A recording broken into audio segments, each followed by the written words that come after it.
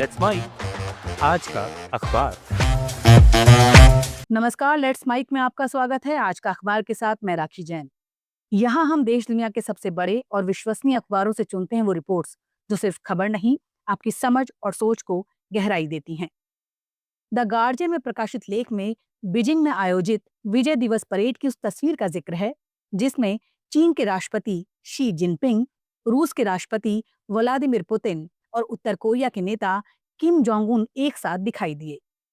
कुछ साल पहले तक ये दृश्य कल्पना या फोटोशॉप जैसा दिखता, लेकिन आज ये हकीकत है और इसे दुनिया की ताकत के संतुलन में बड़े बदलाव के प्रतीक के तौर पर देखा जा रहा है। लेख बताता है कि रूस यूक्रेन युद्ध, डोनाल्ड ट्रंप की वापसी और बदलती भू राजनीति ने इन तीनों नेताओं को नजदीक ला दिया है। बीजिंग में जब वे 20 से ज्यादा देशों के नेताओं के साथ मंच साझा कर रहे थे, तब पश्चिमी देशों की नजरें चिंता और जिज्ञासा से उस दृश्य को देख रही थी। इसे नई धुरी यानी एक ऐसी साझेदारी के रूप में देखा जा रहा है जो अमेरिका और उसके सहयोगियों के लिए सीधी चुनौती बन सकती है। लेकिन ये लेख ये भी याद दिलाता है कि इन तीनों देशों की घरेलू मुश्किलें बहुत गहरी हैं। चीन की अर्थव्यवस्था सुस्त है, रूस यूक्रेन युद्ध में फंसा हुआ है और उत्तर कोरिया का सहारा सिर्फ हथियारों की बिक्री से मिल रहा है। यानी मंच पर उनकी तस्वीर भले ही एकता दिखा रही हो, लेकिन वास्तविकता में ये गठजोड़ कमजोरियों से भरा है।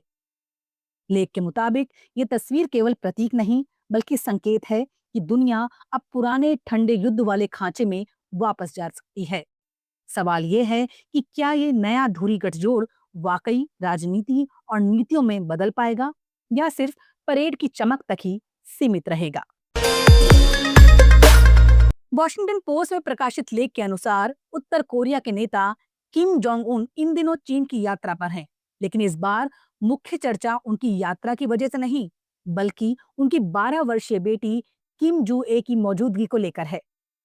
लेख में बताया गया है कि किम जू ए पहली बार 2022 में मिसाइल परीक्षण के दौरान सार्वजनिक रूप से सामने आई थी और उसके बाद से कई बड़े सरकारी कार्यक्रमों में भी दिखाई देती रही है। इस बार चीन की महत्वपूर्ण यात्रा में उनकी शिरकत इस बात का स्पष्ट संकेत है कि उत्तर कोरिया की सत्ता भविष्य में परिवार के भीतर ही रहेगी और किम जू ए को धीरे धीरे जनता व अंतर्राष्ट्रीय मंच पर दिखाया जा रहा है। लेख में याद दिलाया गया है कि उत्तर कोरिया में नेतृत्व का हस्तांतरण हमेशा परिवार की विरासत के तहत ही हुआ है। किम इल सुंग से किम जोंग इल और अब किम जोंग उन तक। ऐसे में बेटी का आगे आना कोई साधारण घटना नहीं, बल्कि ये उत्तराधिकार की रणनीतिक तैयारी का हिस्सा है। इसके साथ ही चीन की भूमिका को भी लेख में अहम बताया गया है। चीन उत्तर कोरिया का सबसे बड़ा सहयोगी और सुरक्षा का गारंटर माना जाता है। इसीलिए किम जू ए की इस यात्रा में सक्रिय भागीदारी बीजिंग के समर्थन का भी संकेत है। इस प्रकार वॉशिंगटन पोस्ट का लेख ये रेखांकित करता है कि उत्तर कोरिया में पारिवारिक विरासत की राजनीति खुलकर सामने आ रही है और चीनी साझेदारी ये दिखाती है कि किम जोंग उन अपनी बेटी को भविष्य के नेतृत्व के लिए तैयार कर रहे हैं, ताकि विश्व समुदाय ये समझ सके कि प्योंगयांग की सत्ता पर अगली पीढ़ी में भी किम परिवार का ही वर्चस्व रहेगा। बीबीसी में प्रकाशित लेख में चर्चा है कि प्रधानमंत्री नरेंद्र मोदी के हालिया जापान और चीन दौरे पर विदेश मंत्री एस जयशंकर उनके साथ नहीं गए। ये असामान्य बात है। बीते 7 सालों से जयशंकर मोदी सरकार की विदेश नीति का अहम चेहरा रहे हैं और लगभग हर बड़े दौरे में मौजूद रहते हैं। सोशल मीडिया और राजनीतिक हलकों में यह सवाल जोर पकड़ गया कि आखिर जयशंकर इस बार क्यों नहीं गए। लेख बताता है कि आधिकारिक तौर पर बीमार होने की चर्चा चली, लेकिन जयशंकर की दूसरी मुलाकातों और ट्वीट्स देखकर ये बात संदिग्ध लगी। विश्लेषकों के बीच अलग अलग राय है। कुछ विशेषज्ञ मानते हैं कि इस अनुपस्थिति से ज्यादा मायने नहीं निकालने चाहिए, क्योंकि जयशंकर वही बोलते और करते हैं जो सरकार की नीति होती है। वहीं कुछ का मानना है कि भारत की विदेश नीति पर उनका अमेरिका केंद्रित झुकाव रहा है और अब जब भारत संतुलन साधने की कोशिश कर रहा है, तो शायद उन्हें इस प्रक्रिया से थोड़ा अलग रखा गया हो। बीबीसी का लेख ये भी याद दिलाता है कि चीन के अखबार ग्लोबल टाइम्स ने पहले जयशंकर को लेकर तीखी आलोचना की थी और ये दिखाने की कोशिश की थी कि भारत चीन रिश्तों में सुधार से वो असहज हैं। हालांकि भारतीय विश्लेषक कहते हैं कि जयशंकर की लाइन वही है जो मोदी सरकार की लाइन है, बहुध्रुवीय एशिया की वकालत करना और चीन के दबदबे को स्वीकार न करना।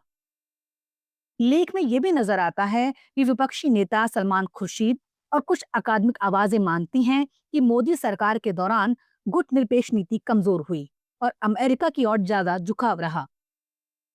हालांकि दूसरे विशेषज्ञों का कहना है कि भारत ने हमेशा अपनी संप्रभुता बनाए रखने की कोशिश की और जयशंकर इस नीति को मजबूती से पेश करते रहे।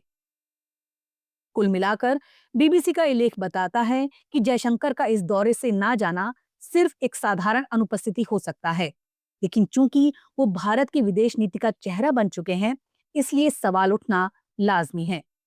ये घटना भारत की विदेश नीति की दिशा और संतुलन पर चल रही बहस को और भी तेज कर देती है।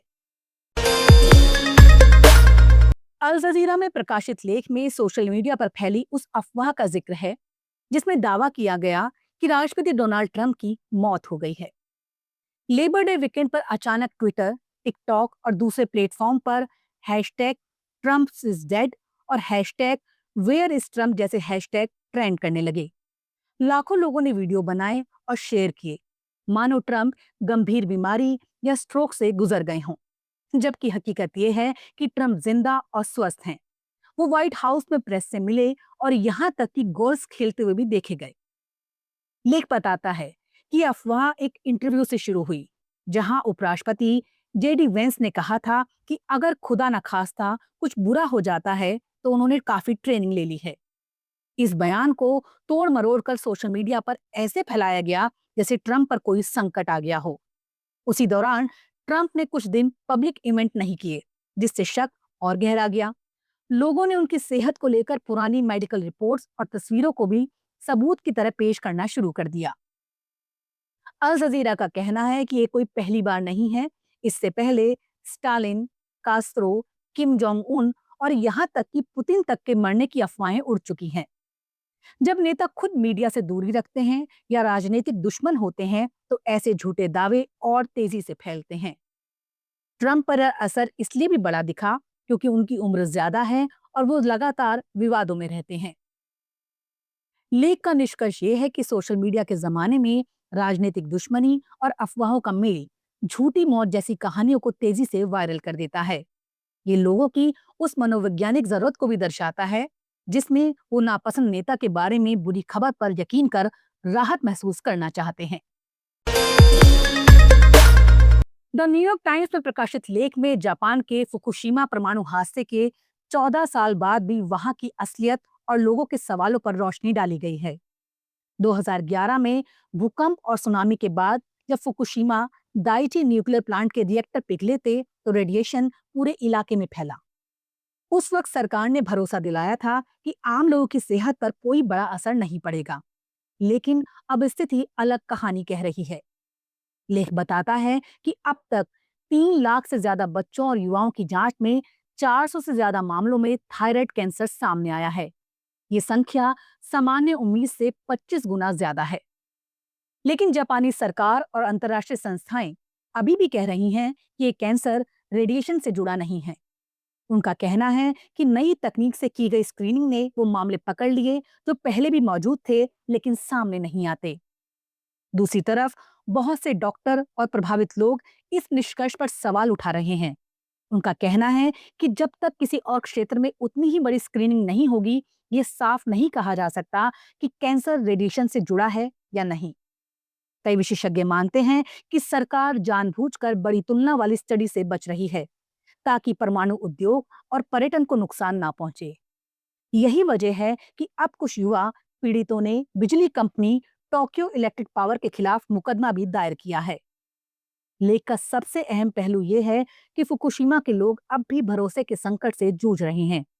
हादसे के समय सरकार ने रेडिएशन की सच्चाई छुपाई थी, इसलिए अब जब युवा कैंसर से जूझ रहे हैं तो उन्हें लगता है कि उनकी आवाज दबाई जा रही है।